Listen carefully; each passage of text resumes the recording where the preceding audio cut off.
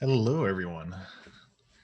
My name is Thomas Hughes. I'm a senior DevOps engineer over at GitHub. So thanks everyone for coming in and joining. Just watching the chat here. I saw some questions coming in already, and we have AJ in the chat, and I believe Liz is there as well to help out from the GitHub side. Today we're talking about how to build a business on GitHub. Yeah, thanks for the nice background comments. I appreciate it. Yeah, our marketing team is pretty awesome. So Zoom virtual backgrounds, we got some animated ones too. Yeah, so today we're talking about how to build a business on GitHub. Basically, I wanted to cover just this idea of, there's this huge open source community out there. And while some people don't like to talk about monetizing different aspects of it, obviously, we need to pay our bills, and there's things that you can do to be your own business owner and, write your own software. So we're going to cover a few different areas today. I'll go ahead and share out my screen now, and I have a short little slide deck. I promise it's very short. And I'll introduce myself at the same time here. Cool. So this is me, if you aren't able to see me on camera necessarily. Again, I am Hughes is my handle at GitHub. Thomas Hughes my name. Been at GitHub now for 2.5 years, almost to the day actually. I started off on our professional services team, so I reach out to our enterprise customers, do anything from trainings to DevOps pipelines to sysadmin work and admin automation. There's kind of a whole bag of tricks that we get ourselves into. I moved over to our partner engineering team for a while, which was part of our ecosystem and building out integrations with third parties, whether it's, big parties like Google, Amazon, or Circle CI, Travis, and then also the smaller ones like PullPanda, who we wound up acquiring later.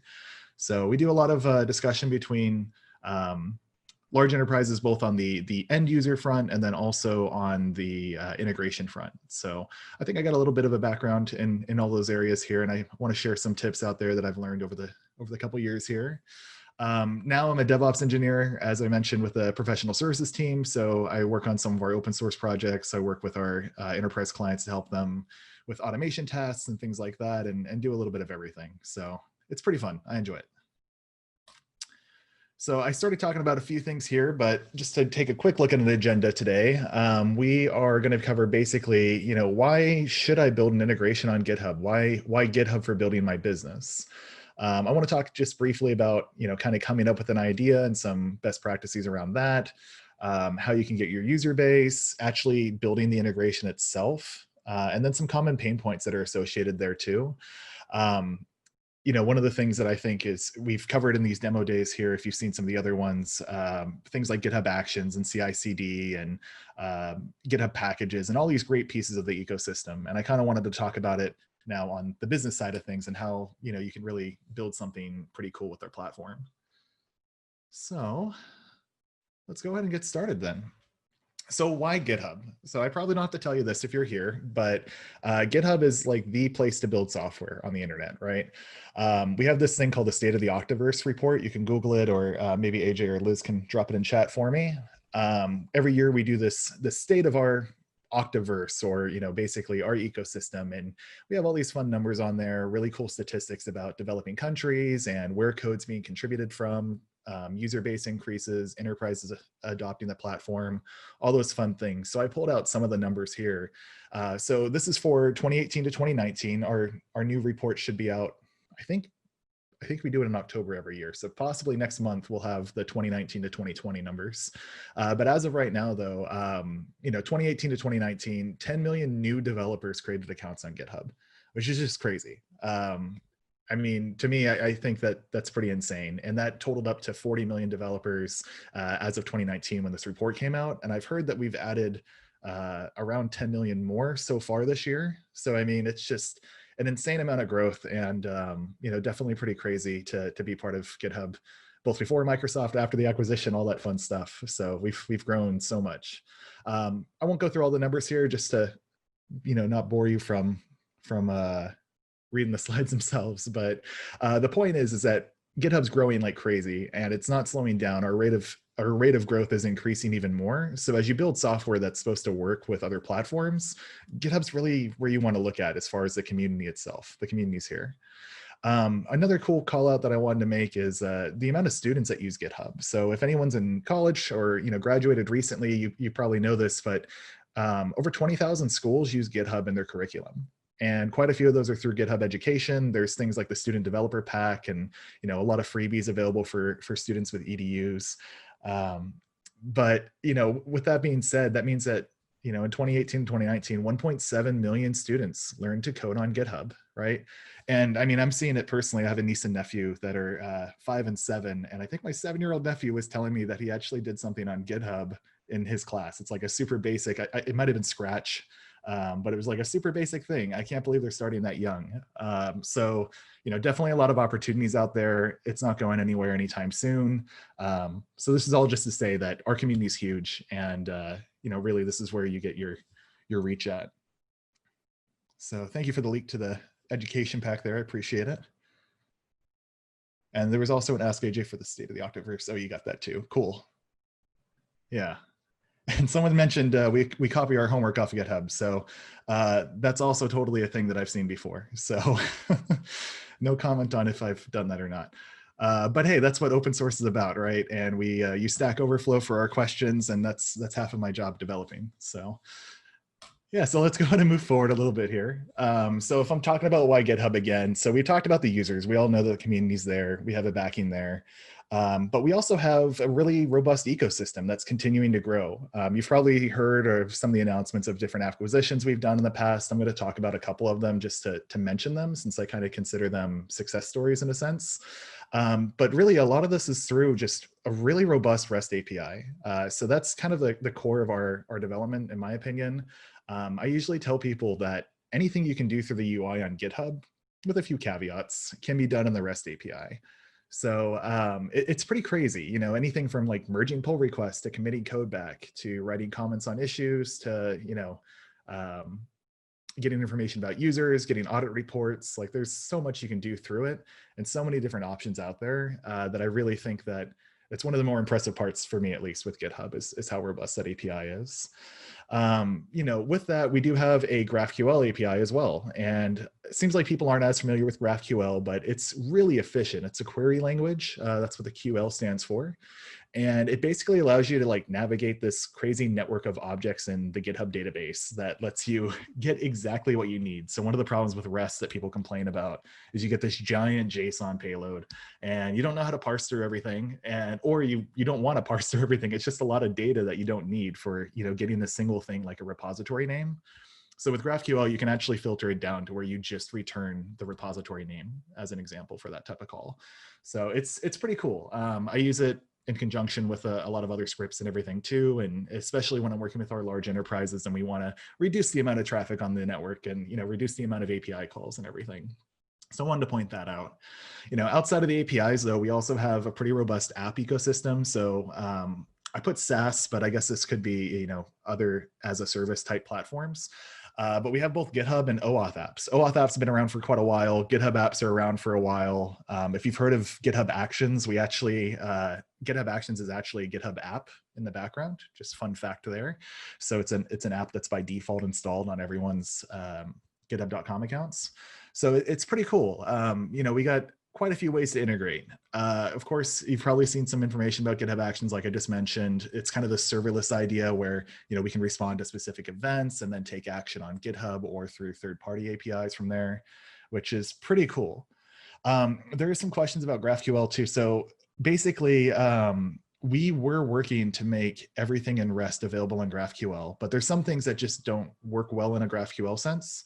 And personally, I think there's some things that don't work well in REST sense. So there's a few things like the audit log for enterprise cloud organizations that's available through our GraphQL, but it's not available through REST. It's a little bit too much data if we just try to return everything in REST.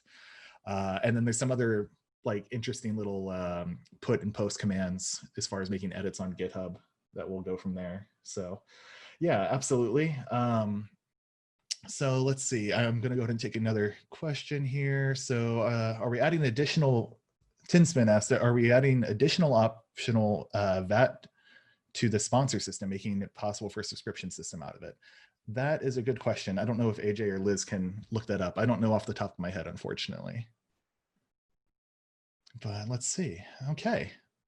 Yeah. So I know there's been some discussion about GitHub Labs as well and Git Classroom and everything too. Yeah, we're definitely working to get more educators using Git Classroom. It's a probably could be its own whole talk at this point, but GitHub education program is really cool in my opinion. Universities get to use GitHub Enterprise on premises, that you get to turn in your homework that way, and now professors are starting to use GitHub Actions to like auto grade homework. It's kind of crazy. So yeah, so there we go. Working on all of that though, let's keep talking about some of these other areas here. So another really cool thing about GitHub, in my opinion, is we have so much support for both official and third-party libraries that wrap our API and make all of this a lot easier. And then we have some official frameworks too that are huge open source projects as well, like Probot, if you've heard of that, and then the OctaKit libraries for using our API. So I'm going to talk about those a little bit later too. And then finally, the last thing is I'd be remiss if I didn't mention our GitHub Marketplace. And some people really like it. I personally think we can do some improvements still there, and I hope we continue to. But the GitHub Marketplace is like a public listing that's free to list your app in, and you can list your apps, you can list your actions. It's through the app process, it's like 2 or 3 clicks to install an application off the marketplace. There is some payment support in the back end for people that are charging subscriptions for various reasons on their apps and all of that stuff. So it's kind of cool. So I wanted to make sure I call that out as well, and we'll take a brief look at that a little bit later here too. So cool. Okay. So let's talk about all right, I want to build this business on GitHub. I want to form some type of idea, and I want to figure out how can I be the next Pull Panda, for example, or something like that. So some of these things that I'm talking about, I actually got this by interviewing Pull Panda, Semel, and Dependabot employees to talk about, hey, what were some of your early pain points as you started building these integrations for GitHub? And I wanted to share some of that stuff too. So uniformly between all of them, they said the biggest thing for them was solving a real pain point that's in the community. Everyone can create a great project mostly anyone can create a great product and great software out there. But, if you don't have the community backing, you don't have a user base, then you don't have anyone to sell your product to or using it. You don't get any of that feedback. So solving real pain points is really the key to success here. Doing that, that basically allows you to reach out to those customers. So let's say that you're following a hashtag, or you're following GitHub's Twitter account, and you see a bunch of people complaining about I really wish projects was more robust. I don't mind using other systems, but Jira is too heavy, or whatever system you're using, and issues and projects just don't give enough. Well, now we know that, hey, there's a community pain point out there, and we can reach out to those individuals when we start writing our product and get some validity with them. Say, hey, is this the type of thing that would help you and your company? Some of those people that put out these pain points like this, they actually have some weight within the company that they're in, and they might be able to test out new tools. So I think it's a good way to, again, gain that validity from the community itself. And before you invest too much into your own idea, you kind of get a few people testing it out already too, and seeing is this a practical use case? Is this an actual solution to your pain point? All of that fun stuff. So, another thing that they all said is keeping things simple and doing one thing really well before expanding into too many other areas. And I think this applies to any business that you're probably going to create. And it's a typical programming thing too, right? Is to keep things simple, separation of concerns, and all that fun stuff. But we want to keep things simple in the sense of, I'm going to keep going back to Pull Panda. Pull Panda's original app was called Pull Reminders, and all it did was it would give you a notification in Slack when you had a pull request that was going stale, basically, that needed to be reviewed, and didn't have a review on it, but the review was requested a week ago, so let's ping the team in their Slack channel just to let them know. Really simple, but it was a legitimate community pain point, and that simple product wound up becoming one of the most popular apps on the GitHub Marketplace. And of course, led to eventually being acquired by GitHub. Now it's integrated into our official Slack app and all that fun stuff. But they started with just such a simple thing. So, it's something that is interesting like that. You can make a very complex system, but sometimes the simple solutions is so much better. So another thing that they all said is to get that feedback as early as possible. I kind of alluded to this earlier, but when you're looking at investing yourself and your time into software. So many of us have probably gone down that route where we've continued to build out like this huge product, but no one ever actually tests it as an end user. Like, you know your product because you're the one building it. But then when a user finally does it, things maybe just don't make sense. And they tell you like, wait a second, why is this like this? And you end up kind of backing out of everything. And really, they all said that, you know, getting that feedback early on was key. For Pole Panda specifically, they mentioned like they gave out some free licenses to people in the community that, you know, had larger user bases, and they really wanted to get their product in use. So yeah, there's a pain point being said right here. So we currently have a pain point tracking the NPM private dependencies for an enterprise organization. We don't have accurate data on the dependency graph. It's something about our configuration or the private dependencies aren't tracked. So yeah, there you go. There's a dependency management area that GitHub itself is trying to solve right now, right? We've been doing dependency insights. I think there was a demo on that recently, actually. So you know, we are increasing our own posture in our own ecosystem, but there's absolutely room, I think, for third parties to be able to contribute. And that's, again, it just goes into like our API and our partnerships and all of that fun stuff. So as far as like specifically for the question of if private dependencies are tracked or not, hopefully AJ or Liz can maybe check with our packages team on that, and especially on the NPM side, since we did do the NPM acquisition recently as well. I don't have it off the top of my head, I apologize. So cool, okay. Yeah, I'm just checking chat too. I got it up on my other screen. So all in all, the idea here is that we want to keep things simple. We don't want to overinvest ourselves, whether it's time or money as well, into a product that maybe isn't actually going to be used. And again, I think this is true for any business or any product you're going to create, where, you know, you can have the best product ever, but if you don't have a user base, it kind of doesn't matter, unfortunately. So that being said, let's talk about some ways that, you know, we can actually build out that user base, right? Look at that smooth transition. I was proud of that. So the biggest thing that I heard from like the Pole Panda team, which by the way, if you haven't heard the story, it was pretty much one developer, I think, all the way up till near the end of Pole Panda when they were finally acquired by us. So what they did is they watched Twitter feeds. They watched things like the GitHub you know, handle on Twitter and people writing to GitHub. They watched the community forums. GitHub has an official communities forums that maybe AJ can drop in the chat for us here. That'd be great. There's a GitHub subreddit if you're into Reddit as well. I don't know how much we monitor that necessarily as GitHub, but there's a lot of chatter there all the time. And then of course there's all the things like, you know, you see Stack Overflow stuff, you see just chat probably within your own company, whether it's Slack or Teams or, you know, anything like that. But the social media part of it is your user base, right? Those are the end users that are like, oh, I just wish that I could do XYZ on GitHub. And, you know, it's kind of a pain sometimes to find that information, but then once you start following like certain hashtags and things like that, like you can actually find some pretty good ideas and then also reach out to those users, right? So if you solved a problem using my earlier example of, you know, GitHub projects isn't super robust right now as an example. You know, you really want projects to do a little bit more than just be this kind of like Kanban swim lane approach type thing. So why don't you reach out to the user when you build a better product for that, or when you build an integration and say, hey, you know, everyone that's been posting about this on this hashtag, or, you know, adding GitHub or whatever it is, I just had this product here. I'm willing to give out a few keys and let you try it, get some feedback, all of that fun stuff. R2R World just said 79 watching, really? Yeah, there's 80 now. So it's definitely a pretty good turnout. I appreciate everyone coming out here.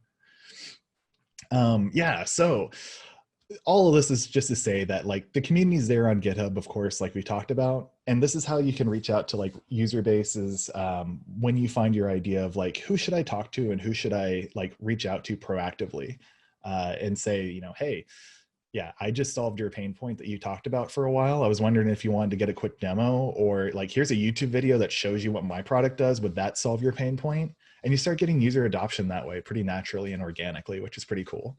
Pole Panda specifically, again, they grew to be the #1 third-party app on the GitHub Marketplace. And I believe he said they didn't do any actual marketing at all. It was all just, I mean, no like paid marketing, I should say. I would imagine that social media posts is considered marketing, but it's just pretty crazy how you can solve just a community pain point like that and just the users come. It's pretty cool. I think I talked about that one enough, so I'll go ahead and move on to the next step here. Um, okay, yeah. So basically, I wanted to talk about like how do we build this integration itself, and just kind of talk high level about some of these things. I know there's been other demo days about actions and apps and all that fun stuff, but I wanted to talk at least some high level and then show you where you would actually go to build a GitHub app itself too. So, we have a few options out there. GitHub Actions is the new thing that everyone's loving right now. It's not a replacement for GitHub Apps necessarily. However, a lot of things that were GitHub Apps are being transitioned to GitHub Actions. GitHub Actions is a serverless model, basically responds to webhook events on GitHub. And that could be something like a push to main or to a development branch. It could be a comment on an issue. It could be a pull request that got reviewed. It could be that someone was added to your repository as an outside collaborator and you want to take an action based on that. It could be that we just released new code and I want to call the Domino's API and order a pizza, right? So it's pretty cool with the amount of stuff that you can do there with actions. I wrote one for fun called Giphy Generator that lets you query Giphy by typing / commands on issue comments. So it'll just pick like a random one out of the first 10 results and repost it back to your issue. It's dumb. It's not super useful. It doesn't solve a pain point, but it's a fun thing. It's fun for the community, in my opinion. OAuth and GitHub apps. So OAuth apps are basically anywhere you see like login with GitHub. For example, our GraphQL Explorer, if you've gone through that in the GUI, that has the login with GitHub button, which basically authenticates as you as a user, and then you can go ahead and go through the processes there of taking action on that user basically. And then GitHub Apps. So these are more of like first-class users on GitHub. We don't take up license seats for the enterprise products. We allow you to have like dedicated rate limits and all this really cool stuff. And then I mentioned earlier, but GitHub Actions is a GitHub app in the back end, right? So we use GitHub Apps even internally. The GitHub Slack app, the GitHub Jira app, those are all examples there of GitHub apps where something like our Superlinter product that you might have heard of, it was posted on quite a few tech blogs and everything. Superlinter is a GitHub action, and that's completely open source as well. So there's use cases for both. They're both being used internally is my point, and neither of those are going to be going away anytime soon. So there is a quick question here. So can I run a GitHub action when a new member is added to an organization? So organization level workflows are something that we've been talking about. I don't know if I'd have to double check if they came out yet. I think we might have a private beta for that going on right now. I'll have to look into the specifics for it, but basically that is something that is perfect for actions. So the example here is that I want to add a new user to a team when they're added to an organization. So we do have some of that stuff already available in the sense of, through the API, you can make calls like adding to teams, of course, and you can get the webhook event of a new member being added. I just need to double check if it's organization level workflow is there, which I can probably find out here in a moment. But that said, that is a perfect use case right there, right? So organizations that want to manage their users, and let's say that they have 1,000 developers on GitHub Enterprise, right? And they don't want to have to say every time they onboard a new person, I add them to my org, and then let me go ahead and go in and, okay, I got to add them to this team, this team, this team. Okay, now they left the company. I need to offboard them. So I got to remove them from all these teams. I got to remove them from the org, all that fun stuff. So, okay, cool. Yeah, I just got the confirmation there. The org level actions are there. So org level workflows are a thing, which means we can respond to those org level events. So when you add a new member, yes, you could have an action execute that would then go ahead and add that member to various teams, right? So it's pretty cool. It's actually something that I've been asked to do before, and I've written like scripts for that do like cron job stuff and everything, but having something serverless with actions would be a lot better. So there you go, there's a use case. I mentioned these earlier too. I talked about OctaKit and Probot a little bit. So OctaKit itself, we have 3 official libraries, and I'll do a brief overview of those in a moment. But we have a Ruby, Node, and a Go. Is it Go? Oh boy. No, C#, sorry. Ruby, Node, and C# official libraries from OctaKit that wrap our API. Probot itself is more of a framework for building GitHub apps specifically, and makes it a little bit easier on like handling webhooks and things like that. You can get started really quickly with that. That's also a Node app, so it uses the Node OctaKit in the underlying code. But the other cool thing is there's actually like third-party libraries that cover just about every language you would ever want. So I mentioned Go, for example. There's an Octokit Go. It's just not made by GitHub. It's a community sourced one. There might be hubbers that contribute to it, but it is technically not owned by GitHub. There's a couple Python ones out there now, for example, too. I've seen even like a shell wrapper that you could use. So if you wanted to make API calls from the shell, now that we have GitHub command line coming out and everything, like that might not be as needed. But it's just, the point is that the community supports the ecosystem and the API. And for any language that you are probably going to write something in, you have a framework for it, which is pretty cool. So I'm going to take a brief pause from the slide deck here, and I want to go through a few tabs on my browser to show this creating a GitHub app portion of it. Okay. So it's funny enough, I didn't open this tab first, and I probably should have, but I'm going to go to my test organization. That's a GitHub Enterprise Cloud organization. Oh, and I really should have gone through all this. This is the fun part about live demos. I got to go through my Okta and Duo and all those fun things.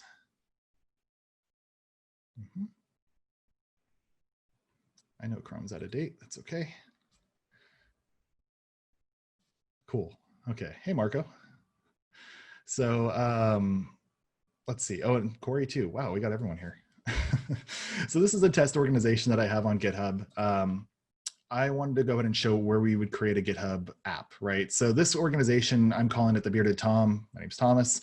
It could be, the Pole Panda organization, right? The GitHub organization is obviously its own organization as well. So just wanted to kind of call those out here. But if you go into the settings of an organization itself, while users can own applications, I recommend that you put it under an organization. We have this GitHub Apps button down here in your developer settings. And then you can see I have a little test app here, but we can create a new GitHub app right here, which is pretty cool. So it does ask for your password. And then we just fill in some fields. And I wanted to show the power of GitHub Apps specifically. And maybe I can bump up this font just a little bit too, just to be safe. But here's a few test apps here. So I'm just going to say something like, Twitch streaming fun app, because that's what we're doing right now. Maybe a short description here too. And this is all Markdown supported. So I can say something like Twitch streaming fun app that is used during our Twitch stream. And I didn't capitalize Twitch. My apologies. So, cool things here, right? If I have a homepage, I can put in a homepage there. That could be like where my app's landing page is. It could be where you need to go to get a subscription or to get a license key, that type of thing. We have this user authorization callbacks. This is when you're doing the OAuth flow. That's part of GitHub Apps. So this could be something like, I have imhughes.com as a website. And you could have this as being like the auth endpoint or something like that, right? A few other options. I won't go into all the depths of these different things here. Another important one is like the setup URL. So after you install the GitHub app, this will allow you to redirect to like your third-party system to let them go through the setup steps on that end as well to kind of complete the link, which is pretty cool. So that's there. And then webhooks as well, right? So we've talked about webhooks a few times here. So I'm going to go ahead and just use imhughes.com and say like /events or something like that. But this is going to basically allow me to automatically subscribe my webhook events. So it's one of the coolest things about Actions, in my opinion, is that like these webhook events get fired off that the app subscribes to, and the end user doesn't have to set up anything at all. They don't have to set up any webhooks or anything themselves. They don't have to configure like URL parameters to say, oh, okay, I need it to be to this machine specifically in AWS or something like that. Typically, you would put a webhook secret as well to secure things. This is just a quick little demo, so I don't think I'm going to worry about it right now. We get down to our granular permissions now, which are pretty cool. So, obviously there's things for actions that apps can interact with now, but one of the things we talked about was managing teams, right? We had that question in chat. So I need read and write access to administrate the items on an organization, basically, including teams, collaborators, etc. So if I was going to add members to teams, this would be, a permission that I need. And then maybe I need a few other things like, maybe I need access to our GitHub projects as an example, but I only need read access. So I'm just going to ask for that.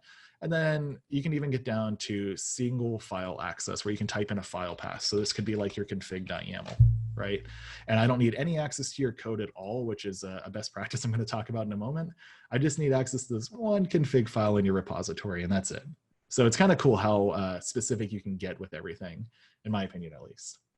Now, based on these permissions that I selected, when we scroll down a little bit further here, let me go ahead and, we're going to say read access to members on orgs as well. That should be maybe read access on the admin for the org. Okay, so based on these permissions that I selected, further down here where we get to webhooks, these webhooks are actually programmatically displayed based on what permissions you have. So if you don't have the right permission, you don't get the webhook event for it, which is pretty cool as a sanity check while you're creating your app. So for example, I want to know when organizations have a member invited, right? Or a member's added. That was the example we used in chat earlier.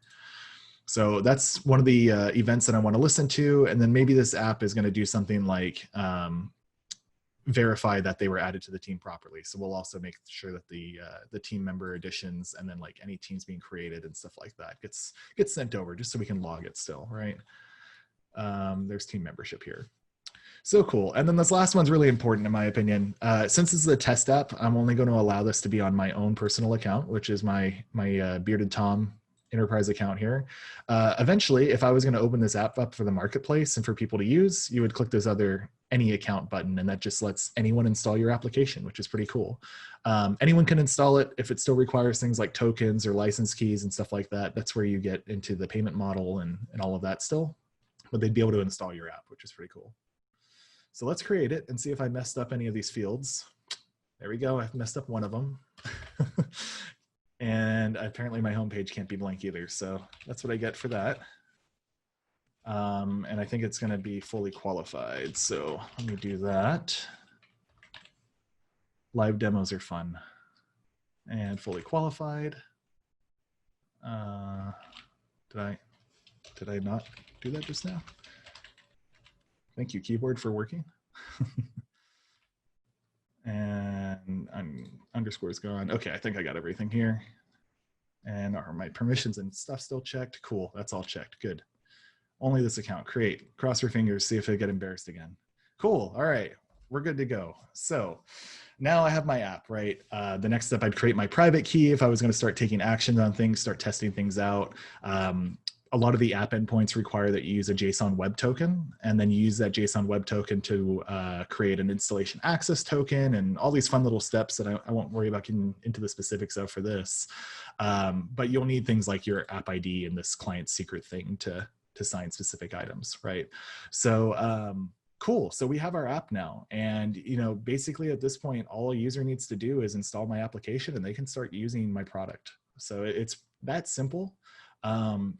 Once this is available on like for public for anyone to install, you get an option to publish to the marketplace down here at the bottom somewhere, I believe.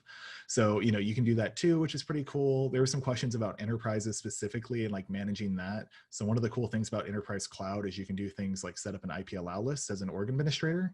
This is a beta feature, but it's something that we have available on Enterprise Cloud.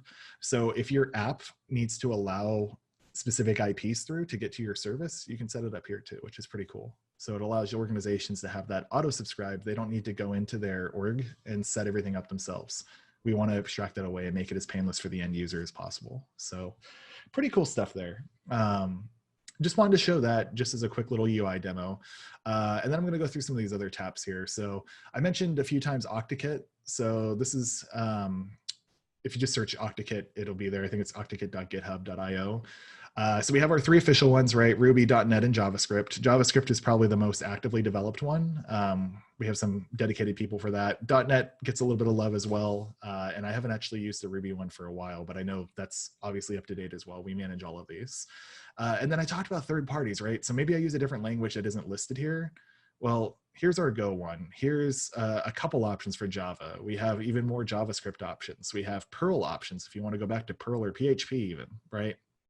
Python, there's quite a few here. There's this GitHub Flask thing here as well. So if you're going to use Flask for your web apps, then you can do that in Python. So the point is that there's loads of options available and wrappers for our API. Here's that shell one that I mentioned as well. So, it's something that makes it really accessible, I would say, to be able to get into developing and working with the ecosystem, which is pretty cool. All of these that we own are open source. You can contribute to them. I don't know if necessarily all of the other ones are open source, but you should be able to see them as well, which is pretty cool. Cool. So let's talk about Probot real quick. I mentioned this as well. It's just another tool in your toolbox, right? So Probot specifically is for GitHub Apps and specifically for Node, but there is this whole listing on probot.github.io that has all these really cool apps that people have created. One of the most popular ones, I think, is the stale bot that we use internally at GitHub, at least, which allows you to close out old stale issues and pull requests as you'd like to, which is pretty cool. This release drafter is also super cool. So basically, if you wanted to have, if you had proper commit messages and everything, you could have this app run to create a draft release for you, and it generates release notes automatically based on the changes that have happened since your previous release. Pretty cool. A lot of cool, implications here and everything. I won't go through all of them. But the other thing I wanted to show is specifically their documentation. Probot makes it super easy to get started, like super, super easy. You basically run this command, create Probot app. It walks you through a few steps similar to like creating your first Node app in general, where you fill in things like, what's the name of this application, the author, the purpose, repo, just a few things like that. And you're up and running, and you'll actually have like a Hello World app set up right away. There's also steps for even just running this locally, which is pretty cool. Using something like NodeMon to get it started and everything. And then you can use something like sme.io. I would not use that for production, but you can use sme.io for testing purposes. And that's just like a webhook listener out there that can give you a GUI-based way to listen to events. Again, don't use it for production. I don't know if it's going to be like super secure necessarily, so I wouldn't say that. The purpose was for testing. So I wanted to call that. Cool. So let's see, what else do we have in this page I wanted to show? Yeah, I think in general, that's about it here, but Probot just makes it easy to create your app based on like your own configuration, basically, like I said. So it's pretty cool. A lot of documentation, there's like plugin type things and all this fun stuff, but it makes handling webhooks easier for your apps. And it's just like a wrapper of the OctaKit wrapper, which is pretty cool. I talked about the GitHub Marketplace. So, when you go to github.com, there's that marketplace icon at the button at the top. And we have a couple filters on the left-hand side for the various categories. And then there's also like apps specifically in actions. And then there's all the other ones that are in here. So everything from learning apps to scalability, monitoring, security apps, all that fun stuff. We talked about dependency management earlier. There might be an app for you out there or an action for you for that. So, that all being said, just as an example, I talked about the Slack app before. So, here's our official Slack and GitHub app, right? So you can go ahead and click in here, and you literally would just hit like setup plan, and you go through the installation process and you get it set up. So it's so much easier as an end user for me to just consume this. And I get to see like, oh, okay, this is what this is about. I got a few screenshots of examples here, all that fun stuff. So, like I said, the marketplace, I think there's some improvements to be made for sure, but it's another way to list your app, and it's free to list it here, which is pretty cool. Actions are the same way. So if I go into our actions real quick and then I search for example, Giphy generator, or I probably should do superlinter since that's a little bit more popular. So here's our superlinter, and then someone actually forked it and made super duper linter. They wanted to rewrite it in PowerShell, I believe. We did it in Shell initially. But yeah, so here's our superlinter, right? And it's a GitHub action, and you literally can click use latest version, and it says copy this to a YAML file. Done. End user, super easy to go, right? See a few other people joining here. So hello from Therese and JP Brep. So yeah, hello. Thanks for joining us. So cool. Yeah, marketplace listings, great way to get your name out there as well for different things. And of course, like as things become popular and stuff, they get featured. I don't know what the full like rotation is or anything for this stuff, but there's trending ones and all those cool things that we do at GitHub for it, which is pretty neat. So let's see, what else did I want to show here?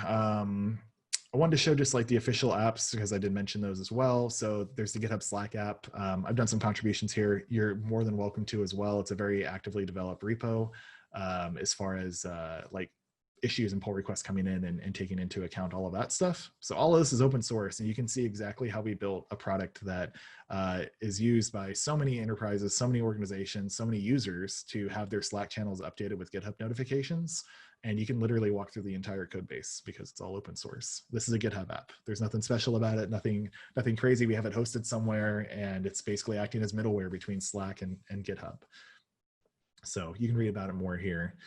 The Jira app is another one that was a pain point for customers. They wanted to have a good way to connect their GitHub issues and commits and things like that to Jira Cloud. So I'm on github.com for cloud. I'm on Jira for cloud. I want to connect these two. How do I do it? Well, we have an official integration for that.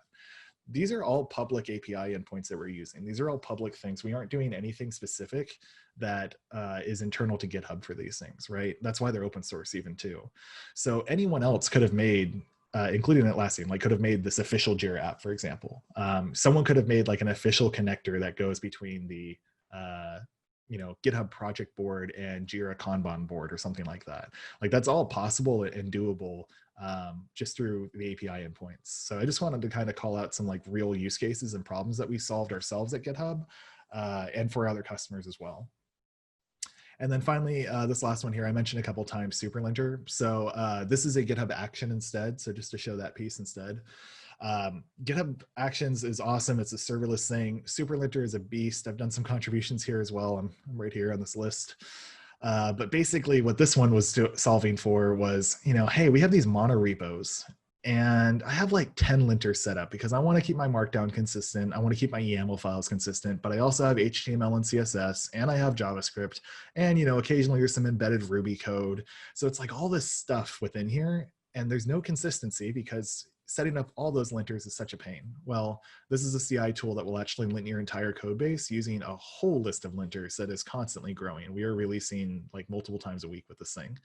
But everything from Ansible files to, Azure files, AWS, C# just got added recently. I was helping out with that one. CSS, Clojure, CoffeeScript, right? Like I won't read through all of them here, but you can see like all of these linters are built in. And as an end user for that pain point that I'm solving using Superlinter, it's literally just like click that button that says use latest version, copy that text into your repo, you're done. That's it. Like it's so simple. And I think that's one of the great things about our integrations in general is how easy it is for the end user to set up and get started with their integration. And then as an app developer or as an integrator myself, like I can write these integrations using publicly available endpoints with plenty of open source projects to source and reference. And I can do anything I want with APIs at that point, which is pretty cool. So that all said, let's go back to that wonderful slide deck real quick. I got a couple more I want to finish off with. So let's see. Let's talk about some common pain points now. And when I say this is specifically on like the integrator side. So you're building a product again, right? We're talking about building our own business on GitHub, building something that can be used by the GitHub community. So there's a few pain points that were brought up by the various people that I talked to that we've gone through acquisitions with and everything. So I do want to discuss that for us. So first thing first, payment options, right? So it is highly recommended by all the people I talk to have multiple payment options available. While GitHub Marketplace does offer a payment plan of some sort, a lot of enterprises especially, they have like purchase order requests and like special ways that things need to be done to acquire software. So having an extra system, whether it's Stripe or some other marketplace type system, is pretty important. It's something that we need to take into consideration, I guess. And even within GitHub, I think we should probably consider some of those options as well. When I bought a GitHub license, but does my GitHub license extend to the marketplace? I don't know. I need approvals for this, change management, all this fun stuff, right? So having some other system can help out with that, which is pretty nice. In addition to that, maybe other marketplaces as well.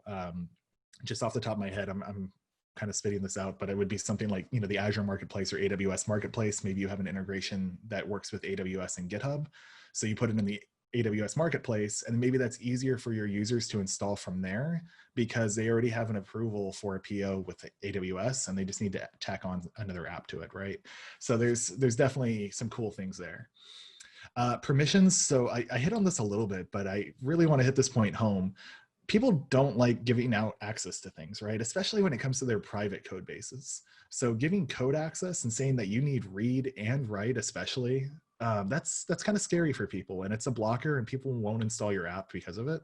So just the point of this is just make sure you don't require more permissions than you need, right? That's both good for your users in terms of security, but it's good for you too. You aren't getting like extra data possibly that you don't want to have, and then have to deal with, you know, potentialities on like data records and getting rid of that stuff and all that fun thing that comes along with that. And we have GDPR requirements and, you know, all those fun things. So limiting the amount of permissions limits the data that you have access to. It limits the data that you're receiving. And it's better for your users because they feel more comfortable knowing like, oh, this is only needs this one file access. It doesn't need my whole repo. It just needs to have this config file. That makes sense. I can allow that. Another important thing is licensing in terms of service. So I put this as a pain point because I think as individuals, if we're writing software, we probably just find a template for licenses or for terms of service, which is fine to get started with, but it's recommended that you probably seek some sort of legal help. I'm not a lawyer, hashtag not a lawyer, right? But just keep that in mind, you know, as you're talking about like terms of service, especially when you get into a subscription model or a license sale model where you're saying like you get access to my software for this reason, you want to have some specific documentation there. And speaking of that documentation, you want to have your own clean documentation as well for the integration itself. So I'm going to go ahead and pick on Superlinter again, just real quick on the browser. If I go to our marketplace listing for it, which here it is, view on marketplace. So this that you're seeing rendered here is our README, right? This is the exact same content. And one of the reasons I wanted to call this out is that for Actions specifically, we recommend that as GitHub, like to say, if you're going to build your own action, you should put an example workflow inside of here. So we have like how to use, right? And here's this example workflow that tells you exactly what to do. You could literally copy paste this into your repository and it would start working right away. Like this GitHub tokens plugged in automatically. So as long as your branch, whether it's master or main or dev or release or whatever it is, as long as that's set up right, like this copy paste is all I need to do as a user, right? So having it clean documentation that shows exactly what the prereqs are, exactly how it's supposed to be used, that just goes so far. And it's one of those things that we forget a lot as developers, especially where, you know, we aren't keeping in mind all the time that there are external parties that don't know all the intricacies that need to have clean documentation of how things work. So I want to make a quick call out for that. And then if you ever like open source and stuff too, obviously things like contributing guides or even things like support.md, which would be a commonality to like say, this is how you request support on our application, right? So you can create issues and things like that. So cool. So general best practices. And I think this is probably my last slide, and I'll have a little bit of Q&A time and things like that at the end here. So kind of recapping some of the points from earlier, multiple payment options. You know, I've talked about like just the PO process, the purchase order process of going through and using like GitHub Marketplace only just limits your customers' options to be able to adopt your platform or your software. Focusing on one platform. So this was another interesting thing. I asked PolePanda, for example, Abby from PolePanda, who went through the acquisition process and everything. I said, you know, how come you picked Slack and GitHub? Like, why didn't you support GitLab and Bitbucket and, you know, maybe even other products like Subversion and stuff like that, right? Or ClearCase and Perforce and all those fun things. And he's like, well, really, you know, Slack is like the #1 thing that my customers that were complaining about things, that's what they were using. So I focused on Slack for the chat side instead of, you know, Microsoft Teams. And then he said that he focused on GitHub because that's where his users were. He didn't really have that many users on GitLab specifically with this pain point. So he didn't really put any investment into it and decided not to support that. And that was, you know, way before they got acquired or anything. It was just a decision point that he made. And he said it really helped him because it made it, again, going back to that keep it simple model of just really focusing on one thing and doing it really well. I talked about permissions. You know, I won't hit the point home too much more here, but just limiting that, being mindful of what you're asking for and how that impacts a user, especially a security conscious enterprise, right? We have highly regulated industries. A bank system maybe doesn't want to give you full access to their code, that type of thing. Consider a lawyer, right? So again, I'm not a lawyer, but I think any type of legal documentation around user agreements, terms of service, contracts for licenses, and all that fun stuff should probably go through a lawyer if you're going to make this a real business. So just keep that in mind, protect yourself, protect the business. You want to, you know, save yourself from any pain points there. Talk about keeping things simple. And really that last one is just going back to our community itself and just validate your solution and the customer base that you have for the pain point that you're solving before you put too much investment in. And what I mean by that isn't just that maybe you have a bad idea, but it's more of like, this idea is going to take, let's say, 6 months to build out. Well, can I get something that's a working model maybe a month away, and then I can start handing it out to people, get input, get that feedback, figure out if this is going to be an okay solution, or if I need to deviate and take another path for the same problem. And do that before you're overly investing in like hosting fees with Heroku or AWS or Azure or wherever it's at, or you're just investing a lot of your time developing all this different stuff, right? So just a few things to keep in mind here. So that said, couple quick success stories, and we'll start probably wrapping up here in a minute. Pull Panda, I've talked about quite a bit here. That was the main like interview that I did internally here. They were acquired, I think at the end of 2018 or sometime in 2019. Semel and Dependabot were both last year for us increasing our security posture at GitHub. And I'm not saying that if you build like the next best integration, we're going to acquire you at GitHub or anything, but like these were acquired because they solved real pain points in areas that we're concerned about and the community is concerned about, and that we want to be able to enhance and make better, right?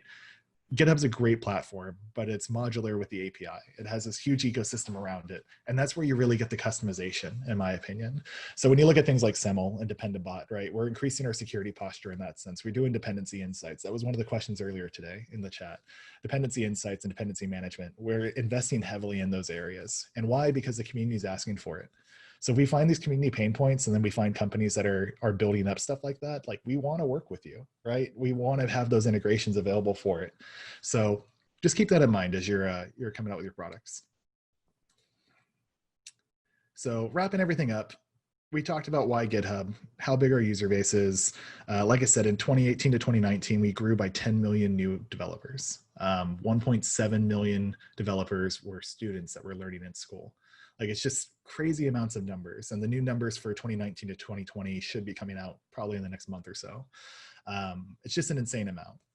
When you're coming up with an idea, look for the pain points that your existing community are asking for. It could be coworkers. It could be that you're already working in an enterprise and you're a developer and you want to have a little side project type thing. And you're saying, hey, I could probably build something that would fix this. So, think about these real pain points, right? A lot of people say like, well, that's all great, but what's the product I build? And while I can't tell you exactly what to build for a product, I can tell you that there are absolutely pain points that exist on the market, in the community and on the platform. Whether it's project management is probably a big one where people just go to Jira, usually I feel like, or other project management platforms. And Jira is great for what it does. It's just very heavy-handed for a lot of people. Some people use TFS from Microsoft for like burn down charts and things like that. So, maybe doing something with GitHub's projects, that would be, an area that I would take a look at. The point is to find the conversations that are already happening around pain points on the platform itself. And then maybe especially like looking at enterprise pain points, right? Because that's people that are already paying for the product who want to use it even better. And they have the big concerns and the bigger budgets and things like that. So build out your user base based off of the community itself, whether it's social media, subreddits, the GitHub community forums, all those fun things. We talked about quite a few common pain points that happen with developers. The big ones that I like to call out is, again, ensuring you have proper licensing and documentation from probably a lawyer for things like terms of use, just protecting yourself there. Hello, Curious Elk, appreciate it. So, that common pain point of being able to protect yourself as an individual, right? You don't want to have like a huge enterprise that's depending on your application and then you're responsible for some data being corrupted or something like that, right? And not have any documentation or legal shield, I should say, to protect you.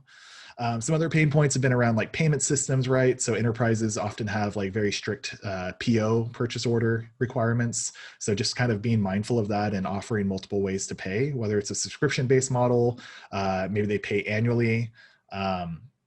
Those options are what allow customers to make the purchase sometimes. It's a lot easier for an enterprise to pay a 1-year fee every year than trying to pay every single month. Invoicing them for the year is a little bit easier usually. Best practices in general. I mean, I just covered some of them, but just remember that the ecosystem's there, the APIs are there. The community's there. So it's really just a matter of building the product, right? So that all said, thank you everyone for your time. I got a couple resources here. I can drop these links in the chat in a minute, but basically our developer docs, if you go to docs.github.com, you can see a section for REST API and GraphQL. There's guides, there's platform samples that give you like, code snippets and POCs and spikes of different products, things like that.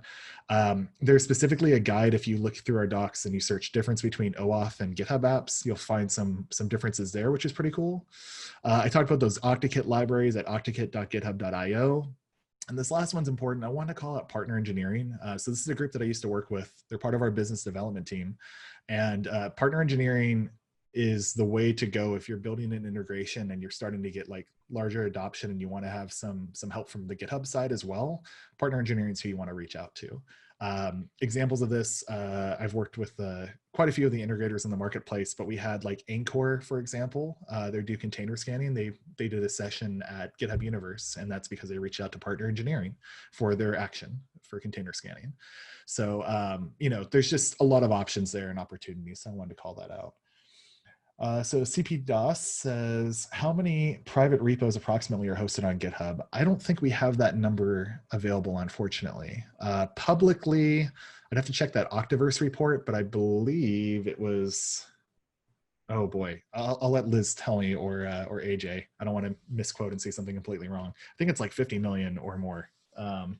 It's a crazy amount of public repos. So I don't know how many private, even myself, even working at GitHub, but we don't really get access to see all of that stuff, right? Because enterprises are on there. We don't need to know how many repos they have, all that fun stuff. Try to keep it private. So where will this PowerPoint be published? Great question. Liz or AJ, have we been pushing or publishing anything that will allow us to link out to this? I can make this into a PDF for sure, and I'll add speaker notes in just so everyone has a copy of it. Of course, the VOD's going to be available as well, so you can check that out too. But otherwise, I might do my own little write-up. I have my website, iamhughes.com, shameless plug, but I have a little blog there, so I might do a write-up there as well.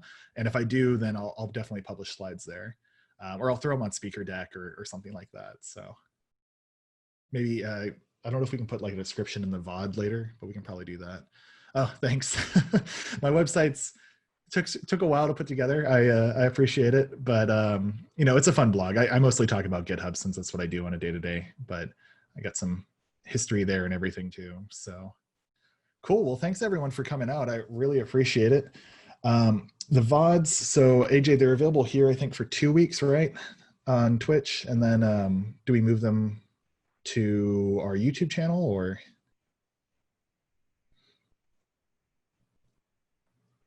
Also correct. Okay, so if you look at the description for the channel where it says like about GitHub Enterprise, there's links to Twitter, LinkedIn, and YouTube specifically. So I highly recommend subscribe to the YouTube channel. It'll be posted there. And then again, 2 weeks on Twitch itself. So the VOD will be available. When we're not live, you'll see a tab for videos, I believe it's called. And then you'll go there, so. Yeah, so Incade's asking, so interested in applying to GitHub, does GitHub use Teams? So you're talking about Microsoft Teams, I assume. We have some use there. We actually use Slack, and I'm actually on a MacBook if you didn't notice too. So, we still are very much like kind of an independent company within Microsoft's ecosystem. So, that said, we have our own practices. Like we are using Slack. We probably won't be going away from Slack anytime soon just because we've used it for so long. We do have some people now as we start working closer with Microsoft developers specifically, and GitHub Actions, a lot of that team came from the Microsoft side. So we have people using Teams, but it's not super common just yet for us internally, that is. As far as interest in applying to GitHub, definitely check out our job page. I know there's listings there. It changes pretty regularly, and there's new postings fairly regularly. In this time, especially, I know it's hard to find work, but we are hiring still. So please definitely check it out. CP DOS, no problem at all. I'm glad it was informational and you enjoyed it.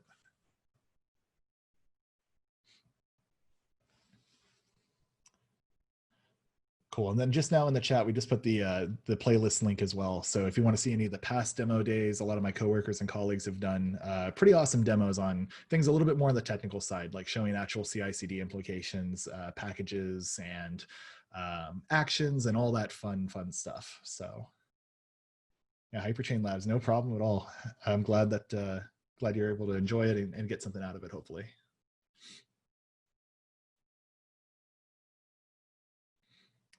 Cool. Well, let's see here. I don't know if we want to start wrapping up. Maybe AJ and Liz.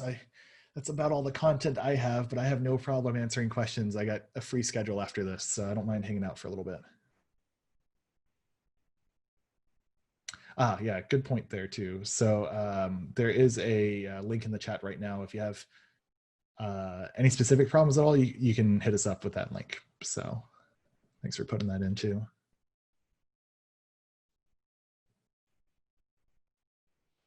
Okay, cool. Yeah, so I'll be in the chat. My handle, that org that I was using, the Bearded Tom. Fun fact, I used to do like YouTube and streaming and all that stuff. I haven't done it for quite a while now, a couple of years, but you can find me, the Bearded Tom, in chat. So I'll be talking there for y'all.